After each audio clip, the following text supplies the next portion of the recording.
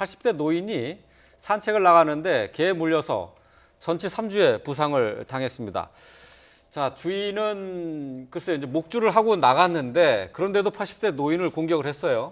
예, 그런데 이제 목줄은 했지만 사실 이제 입마개를 하지 않은 그런 상태에서 이제 공격을 한 겁니다. 네. 사실 주인 같은 경우 이 개를 갖다 관리하고 주의를 하는 여기 조금 이제 소홀한 그 네. 틈에 개가 이제 공격을 한 게 아닌가 그렇게 이제 생각을 합니다. 네. 그 목줄이 전부가 아니고 입막음까지 다 네네. 해야 된다 그런 그렇죠. 얘기인데, 예, 지금 계속해서 이거 개에 그 물리는 사고가 일어나서 좀 글쎄 이제 공원 산책도 이게 쉽지 않겠다는 생각이 드는데 말이죠. 동물보호법 규정이 돼 있습니다. 뭐 5가지 개입니다. 뭐 아메리칸 pitbull, 뭐 도사견 이런 경우는 입마개도 하고 목줄을 한 후에 가도록 돼 있는데 사실은 그렇게 하지 않더라도 가태료 처분밖에 안 되거든요. 예. 그리고 또 공원에서 저 목줄 없다고 신고하는 것도 좀 애매합니다.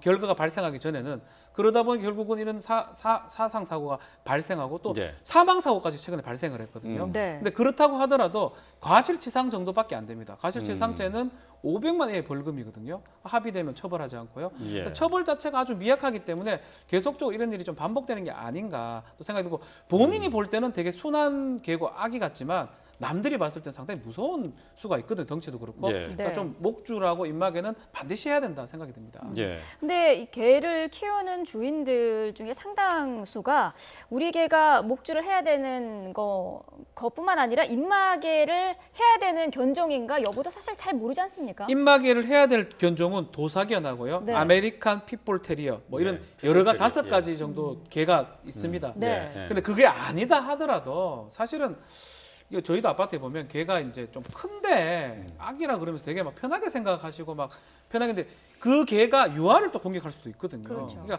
가급적이면 밖에 나올 때는 입마개하고 좀 집에서 입마개 할 필요 없겠지만 할 필요가 있죠. 왜냐하면 본인도 그렇지만 상대가 좀 중요하기 때문에 피해를 또 가할 수도 있고 이렇게 목줄 네. 한다 하더라도 그걸 풀어가지고 공격도 가능하거든요. 그래서 목줄하고 입마개는 반드시 필요하다 생각이 듭니다. 예. 네. 사실 뭐 개주인들이 뭐 자기 개가 이제 무슨 종인지 이런 거는 이제 알죠. 알죠. 그런데 이제 이 법에 대해서 이제 제대로 알고 있지 못한 경우도 있고 네. 안다고 하더라도 우리 개는 다른 사람을 갖다 물지 않는다고 이렇게 너무 쉽게 이제 맹신을 해버리는 이런 게 실제로 안전사고를 불러일으키는 그런 문제가 있는 것 같습니다. 예. 네.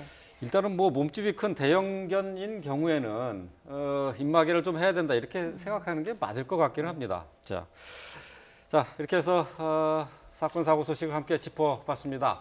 자, 곽대경 동국대 경찰경장학과 교수 또 박지원 변호사와 함께 짚어봤습니다. 말씀 잘 들었습니다. 고맙습니다. 이